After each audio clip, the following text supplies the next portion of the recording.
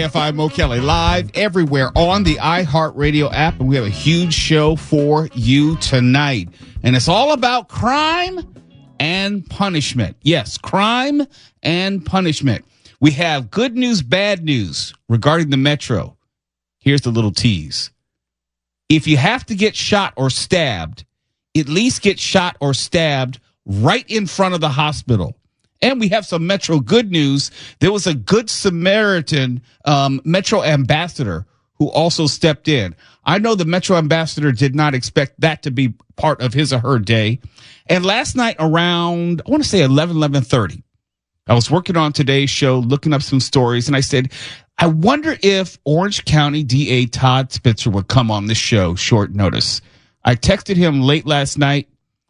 His people hit me early this morning, and we set it up. And so Orange County DA Todd Spitzer is going to join us at the bottom of the hour. We're going to talk about that 7-Eleven robbery and ransacking and the assault on the convenience store employee. We'll talk about that and what he plans to do big picture in the city of Anaheim and all across Orange County to deal with crime, which seems like it's leaking over from Los Angeles County. This is something that Orange County wasn't dealing with up until recently, but we were dealing with it here in LA County just about every day. And along those lines, we'll find out the safest cities in America. And believe it or not, there's some Southern California cities on the list. Probably not Los Angeles. And speaking of safest cities in Southern California, I don't know if it's Arcadia because Dodgers pitcher Walker Buehler got robbed of his watch today at Santa Anita Park. And it probably was a harbinger because he hasn't been pitching well in the game right now that is going on. And the Dodgers are trying to stay in it with the San Diego Padres in the division series. But I do want to start with this. We usually don't talk about the seriousness of hurricanes, but I did want to say this. Remember last week we were dealing with Hurricane Helene, not we, but America in the southeast quadrant. Now you have Hurricane Milton. And on social media, for what it's worth, there has been this ongoing discussion of, where would you rather live? Would you rather live in the southeast or would you rather live in California? And I think the debate is over really at this point. Honestly, I mean, can we really have any more discussion? Look, I want everyone to be safe, and I was in communication with a number of friends in the Southeast. I was telling you about the Garth Brooks story, and one of the people that I knew who was very close to him, the only reason I haven't had a chance to really talk to him and debrief him on Garth Brooks, yes, it's a him, is because he's trying to get to higher ground and get to safety because of Hurricane Milton right now. Say what you want about earthquakes. Talk about all the movies that have been made about them. You have movies where complete cities are falling in the ocean, but the reality is people are not dying from them. People are not losing their houses from them. And generally, life is good when it comes to that. I think the better correlation, if you're going to talk about things that we have to deal with in California versus what people have to deal with on the East Coast, if it's hurricanes or tornadoes, we have to deal with fires. We have to deal with fires consistently. People have lost their houses to fires. People have lost their lives to fires. We talk about how often people are evacuated because of fires. I think that is a better comparison, and I think that's more disruptive than earthquakes are. We have had, maybe 15 different earthquakes that we've talked about just on this show in the past 2 months or so, give or take 3. And we can't tell you about any damage. We can't tell you about anyone who was hurt. And thank goodness we can't tell you about anyone who died because there just aren't any.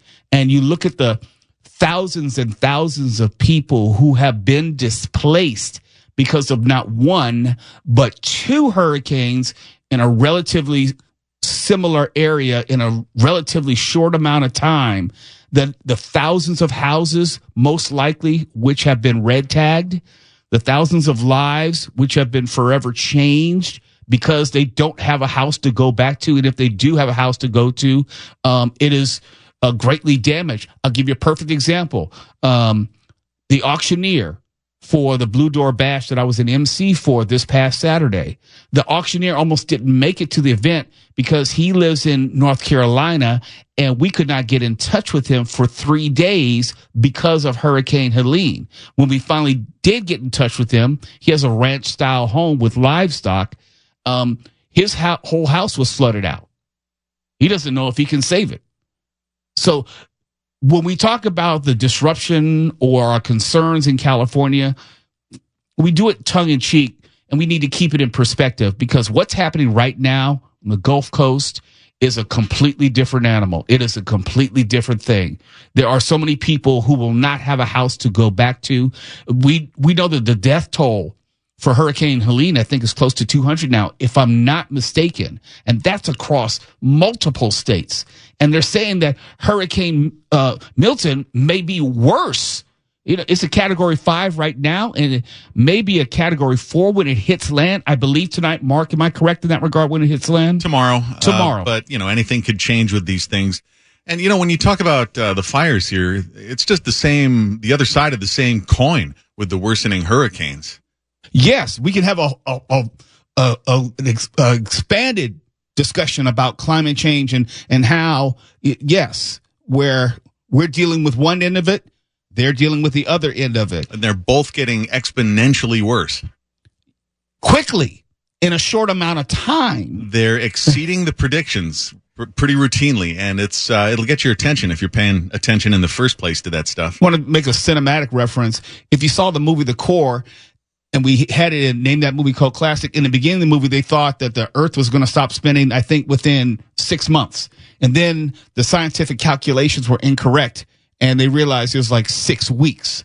I suspect that we have a similar miscalculation here, where we might have thought that we had many more years and it was going to be a gradual change of our climate, and we're finding out, no, it's going to be rapid. I got to be honest. It reminds me, if you've ever had a relative who was terminal in the hospital or going to be, not long of this earth, and the doctor gives you an estimate of how much time they've got left.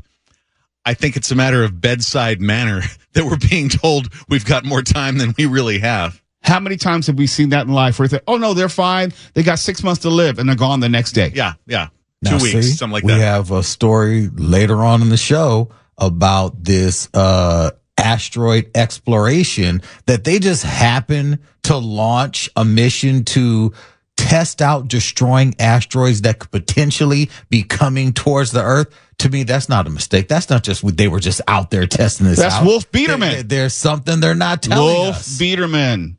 Okay, they've already started creating the catacombs. They're already digging out the caves. They're already transporting art and important people to the caves in Missouri, trying to preserve our way of life after the asteroid hits. Yeah. I'm only kidding. We're not on the list. Right. We are not on the list, and we don't have any inside information to tell you. So we're all going down together. Don't look up. It's later with Mo Kelly, KFI AM 640, live everywhere on the iHeartRadio app. We have the good news, bad news of the Metro when we come back. You're listening to Later with Mo Kelly on demand from KFI AM 640. But you were probably wondering, or at least I was wondering, it's like, hey, it's been like a whole 4 days and nobody's been stabbed or shot or attacked on a metro platform, bus, train. Maybe they were turning the corner. No pun intended. Nope. We were wrong. So a woman got stabbed. That's the bad news. The good news is that there was a metro ambassador close by. The even better news was the person got stabbed right in front of a hospital where they took her. Imagine that. A woman is recovering after she was stabbed at a bus stop early this morning. And KCAL News assignment editor Mike Rogers at the desk. Now, Mike, you just spoke with police. What are they telling you? Yeah, Pat and Juan, they say that the woman was standing here waiting at the bus stop and she didn't even see her attacker come up behind her until after she had been stabbed. I want to show you video here from SkyCal. It was overhead the area not long ago. Now think about that. She didn't even get on the bus. She was just at the bus stop.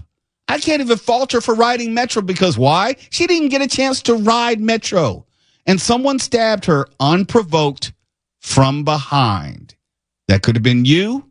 That could have been me. That could have been anyone.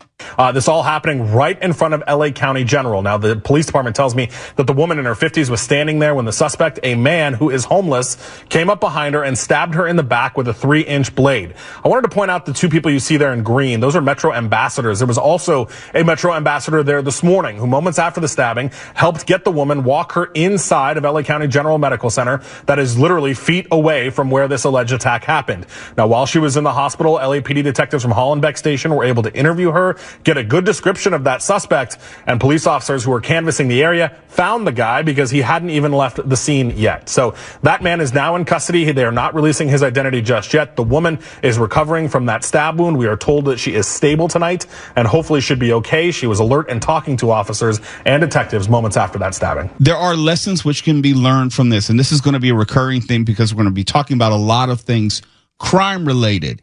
And I always say safety begins with just being aware of your surroundings. I'm not saying that the woman was not paying attention. You know, you get stabbed from behind, you get stabbed from behind.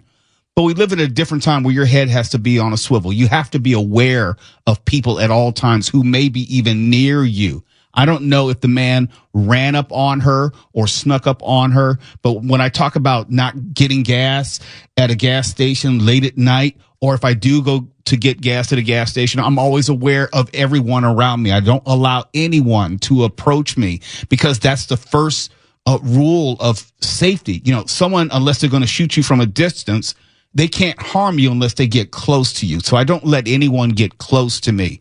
There's certain things you just have to do and be mindful of and never do and be mindful of when you're in a big city situation. I'm glad that there was someone there to assist her. And I know the Metro ambassador is like, look, I did not sign up for this. This is not a part of my job description where I'm supposed to assist passengers, but that doesn't mean carry bloody people to the hospital right next door. We talked about this with the bus drivers. The bus drivers probably have to think, okay, who is going to try to kill me today? Who is going to try to harm me today on this bus? And if you're the Metro ambassador, you have to think, what type of violence am I going to have to intervene with today? You know, I keep forgetting that I dated a bus driver. That bad, huh? No, this was a couple years ago. And I keep forgetting that she drove the bus because we would never really talk about it. But I would always ask her, you know, because we were always talking about this. Hey, what do you have to deal with? And she would say, look, fortunately, on my route, I have a bunch of regulars, people who know me, who travel to and from work.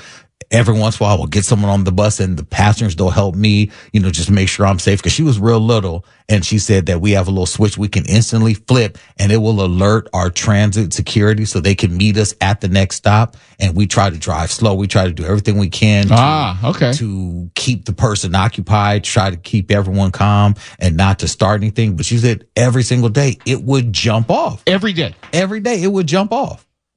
That's got to be so dispiriting. Where you know every single day you're going to have to at least verbally spar with someone. And it may turn physical. It may turn violent.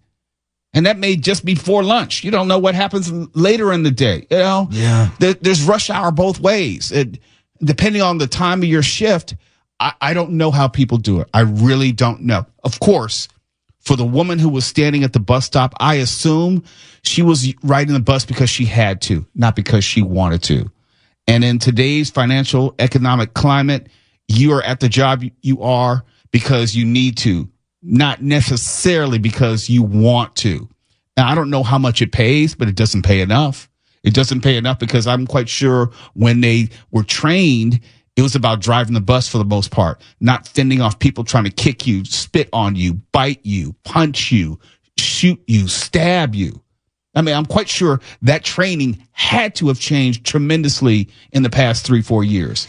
Now, see, my cousin who drives the Metro train, she's a train operator, and they're briefed and they're kind of told, hey, when you get to the parking lot at night, you know, look both ways. Make sure you try to find a security guard to walk you to your car. And sometimes she would say, we have to wait. Like you get back and you wait until someone shows up. But there is no, you know, I don't know.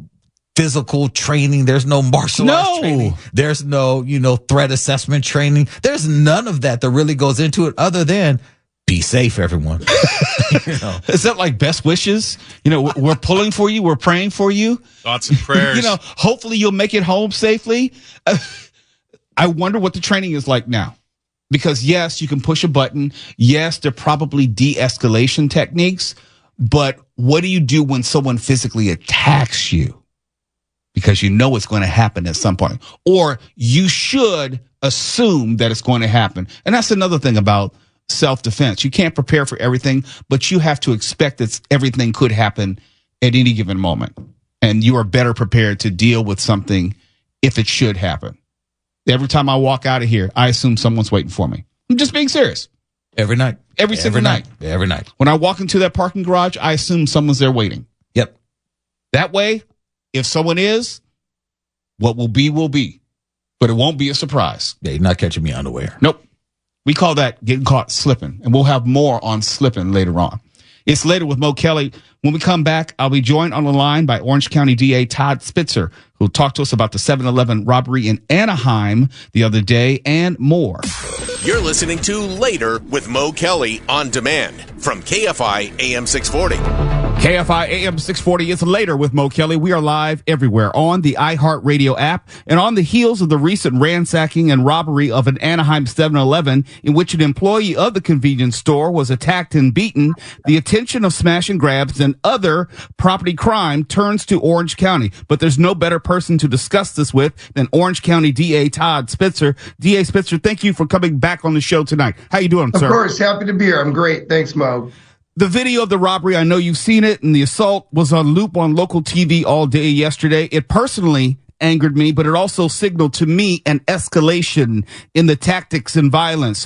What did you think of it? What did you notice about it? Well, I'm disgusted by it. What I notice about it is that the things that have gone on in Los Angeles traditionally are starting to percolate over into Orange County. For example, the woman that was tragically killed from New Zealand, the tourist at Fashion Island, she was killed by criminals who have come over here from Los Angeles County. And that's part of my problem, is we just don't have natural borders that we can say, hey, you got to pass through a checkpoint to go between counties in Southern California or anywhere in California. Orange County is the safest large county in California, but I'm next to one of the most disastrous counties, led by probably the worst district attorney in America, George Gascon, who, as you know, Mo, he's only polling now at 20% or lower. I mean, I think it's going to be a rout and a landslide. And the fact of the matter is it comes down to something quite simple for me, and that is it's all about your tone and your attitude about how you hold yourself out as a law enforcement officer. And I make it unequivocally clear, if you come to Orange County and you commit a crime, we're going to prosecute you to the fullest extent of the law.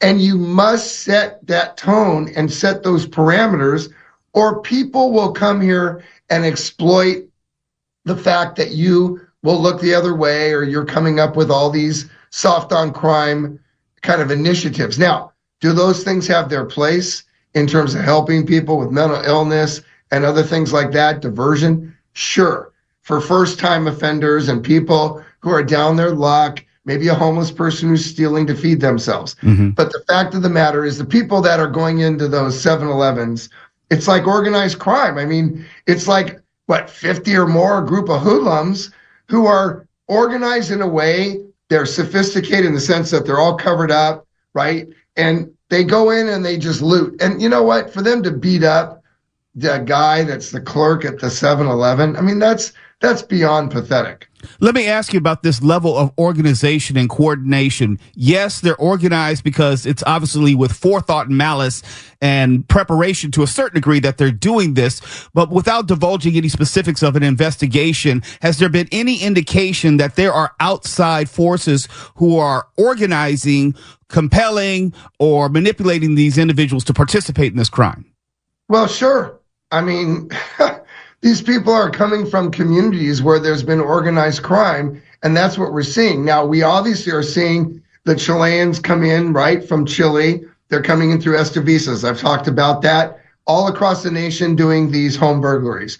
We have the Romanians who are coming in and doing these fake overlays on our ready tellers, where they're through Bluetooth technology taking our PIN registry and stealing the money. It was the EDD fraud and the welfare fraud and things like that. And then you have now with these street criminals, right? It looks like boys or men. The ones that went into the 7-Eleven were part of this street crew that was engaged in street racing. And it's part of an organized culture that now that where crime pays, right? Crime is literally paying. This is their full-time job, engaging in criminal activity. And unless they're caught and they're prosecuted where the consequences are serious enough to change their behavior, we will see no change in behavior. And because juveniles are not prosecuted in Los Angeles, let me say that again. Juveniles are not prosecuted by George Gascon in Los Angeles. That was one of his initiatives when he got elected. Misdemeanors are not prosecuted in Los Angeles. And hardly any felonies are prosecuted in Los Angeles. So if you're a youngster or impressionable here in Orange County and you see that these guys are getting away with street racing and burglarizing and going into 7-Elevens, you're going to think your mindset could be, geez, I can do this here in Orange County and I will suffer the same consequences or lack thereof. What they don't understand, and the funny part is when they get arrested in Orange County and the detectives are explaining to them that they're in Orange County and that we do prosecute these cases, the district attorney's office, they have like a oh my God moment. And that's exactly what I want to effectuate. I mean, you know about the billboards. It's silly, Mo, that I put billboards up at the entrances to all the major entrances to Orange County to remind people that we still prosecute crime. That is the dumbest, silliest thing that a prosecutor should have to do. Did it get a ton of attention? Did people talk about it? Absolutely. But to tell people that as a prosecutor, we still prosecute crime. Oh, goodness gracious. DA Spitzer, I wonder, we have like the Council of Mayors. We know that law enforcement from different jurisdictions, they will get together and work on these problems which transcend their borders. Is there any similar interaction or communication between LA County and Orange County when it comes to the DA's offices? Well, quite frankly, the city council members and I in LA communicate often from time to time. Certainly my relationship with the elected officials here in Orange County, with the sheriff and the police chiefs, is outstanding. You know that in my almost 6 years as the district attorney of Orange County, George Gascon has not reached out to me one time. I've had no communication. I've reached out to him through his staff. He's never reached out to me. He is on an island, and that is why LA County is so unsafe and why people don't feel safe. Even if you look at the crime statistics, and there's a lot of debate now, are we more safe, less safe, Department of Justice figures? Let me tell you what matters most. Do people feel safe? And I am telling you, when Karen Bass talks about the fact that we're getting ready for the Olympics and everybody's going to go on public transportation, God help us if everybody has to go on public transportation under the circumstances in which they can't protect people on our mass transportation systems in Los Angeles. And I'll think, quite frankly, Jim McDonnell was a very good choice for police chief for Karen Bass, and she's getting criticized by her base for that because she picked a white male with law enforcement experience who has the experience of coming from LAPD and Long Beach and knew how to take names and put people in jail and assist the prosecution. She got criticized for that. That was one of the best political decisions and practical decisions that Karen Bass made because she picked the best person for the right time under these circumstances to get LA squared away. If she doesn't, she will not get reelected. DA Spitzer, I don't know how often you listen to me, but I have said that it's about whether you feel safe. I have said that the MTA, the Metro, is unsafe. I have said that Jim McDonnell was the best pick and the perfect pick for LA right now. It almost seems like you're channeling this show. I'm not saying you are, but it sounds like we're in agreement on a lot of Where issues. do you think I get my material? Well, hold that thought. We got to go to a quick break. If you're just tuning in, my guest right now is Orange County District Attorney Todd Spitzer. We're talking about all things from smash and grab, street takeovers, Metro, and more. You're listening to Later with Mo Kelly on demand from KFI AM 640. Later with Mo Kelly on KFI AM 640. I am still in a conversation with the Orange County District Attorney Todd Spitzer, and you have heard we agree on a lot of these issues as it relates to crime, law enforcement, and some of the strategies which need to be employed. And DA Spitzer, yes, it's a political election year in the sense that people are thinking about the presidential election. They may be thinking about these top of mind issues when it comes to crime, but we can't necessarily disregard how we are feeling, going back to what you said last segment, about right where we are locally. What can you do? I know it's not your responsibility to control what happens outside the borders of Orange County, but what you're doing right now in Orange County, how can it impact people beyond the borders? Well, I mean, I'm on the board of directors of the California District Attorneys Association. Prop 36, which is to try to soften the blow and the impacts on Prop 47, is on the ballot in November. It is polling, according to the Public Policy Institute of California, very, very respected, nonpartisan think tank, in the high 60s, low 70s.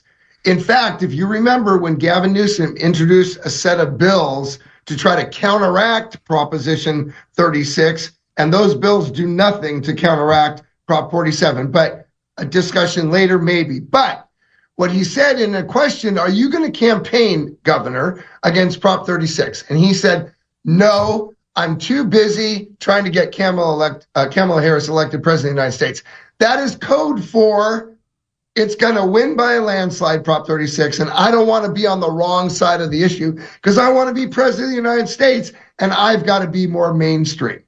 And so, yes, I work consistently outside of Orange County, both at a state level, and I'm also on the national board of the American Prosecutors Association. So I've been taking this on nationally. Why? Because we have to get rid of, and we did, Chesa Boudin, the DA of San Francisco. We have to get rid of Pamela Price in Alameda County. We have to get rid of George Gascon. Listen, Mo, I am a conservative dude, and I've been in law enforcement for over 30 years, okay? I was a cop for LAPD for 10 years. I'm a career prosecutor. But I don't want to go back to the old mindset. I don't want to lock people up and throw away the key. I want people to get help. But if you have a third conviction for possession of drugs, you have to be shown door A or door B. Door A is treatment, or door B is state prison. If you're peddling fentanyl, I want you to be warned if you're convicted that if you kill somebody, you could be charged with murder, right? And I want to help the homeless. I want to use the criminal justice system to effectuate change in people's behavior. But it comes down to something very simple. Unless and until people take responsibility for themselves, I don't care what society does, how much money government throws at the problem, how many little tiny homes they build, how many wraparound services we provide, you will not change people's behavior until they're convinced they must help themselves. Will, from where you sit, and I think that the law serves two purposes. It serves as a rehabilitative structure system, and we can debate how effective it is at that, but also it's supposed to provide a deterrent. Does Prop 36, from where you sit, address the deterrence aspect? I think it's more about helping people. I think it's actually something that tells people there's going to be consequences if you don't try to help yourself. Does it have some deterrence potentially? If you stand up in court and the judge tells a drug dealer, sir, you're convicted of selling drugs, do you understand that if you sell drugs in the future that contain fentanyl and you kill somebody, because it is a leading cause of death with people buying illicit street drugs, we've lost, 150,000 people in America for overdoses from fentanyl when they didn't even intend to or know they were buying fentanyl? You tell somebody that, I would hope that somebody dealing drugs in the future would understand they will be charged with murder, because in Orange County, we charge drug dealers who peddle fentanyl with murder. Since you have worked as a law enforcement officer and a prosecutor for the better part of your adult life, give us some perspective. Now, the drugs may be more deadly today. Are they more pervasive today? When we talked about, Just Say No in the 1980s and how we were trying to fight this war on drugs in the 1980s, the war is different today. Are we making any headway, or is it making any difference? Some argue, like a libertarian, that we should just legalize drugs and let the cards fall on the mat as they were. I don't agree with that. I don't also agree that if you use marijuana, you're going to start injecting heroin or snorting methamphetamine tomorrow. I don't really buy all this gateway drug stuff with marijuana. But we do know that marijuana is stronger, more pure, and cultivated differently than ever before, because now it's grown under very, very specific circumstances here in California and all over the United States, okay? And it's legal here in California. So it's much, much stronger. But this is the deal with respect to illicit street drugs. The Chinese are sending the fentanyl over to the Mexican cartel, and they're putting fentanyl in every single drug to make it look like it's something else on the street. Mm-hmm. So it's Xanax, Oxycontin, or whatever. And they look remarkably similar to the untrained eye. So a person who is buying an oxycodone or some other Xanax or Valium, they think they're getting that drug, and it is actually probably 80-90% fentanyl. Ooh. And they're taking it and they're dying because they have no tolerance to fentanyl. There are some drug addicts who just use pure fentanyl and they can deal with it. I mean, they use fentanyl, which is hard to believe, but they do. So the amount of drugs we are intercepting at the border is unbelievable, unprecedented, and it is a national crisis. DA Spitzer, I wanted to say, for the interest of full disclosure, I texted you late last night. You're a stand-up guy. You came on the next day. You've always made yourself available. Thank you for making time on these very important issues, and I wish you well. If you should have a break in these smash and grabs or any other issue you'd like to discuss, you're always welcome on this show. Well, I appreciate it, but I don't think you meant if I had a break with a smash and grab. Think about that, Mo. Well, you have a good night. It's Later with Mo Kelly, KFI AM 640. I walked into that one. We're live everywhere on the iHeartRadio app. KFI AM 640. The news, what it means, why it matters. KFI. And KOST HD2. Los Angeles, Orange County. Live.